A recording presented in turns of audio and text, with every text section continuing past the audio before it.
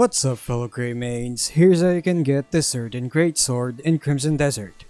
Make sure to have a mask ready to get this item, which you can loot from bandits or buy from the back alley shop. Get this sleek and shiny big boy for Damien if you want a greatsword that has 22 points in attack and a level 1 critical rate. It's got no built-in abyss gears, but you are free to utilize the 5 vacant abyss gear slots to your liking. You can find this weapon to the east of Demonis, inside the Demonis Armory. This place is just above Gorthak and the Horseshoe Lake. A warning though, if you're still early in the game, the place might be filled with hostiles. Reach the armory and start from the gate. Then just go around the tower to the right. Keep going until you reach this platform loaded with barrels.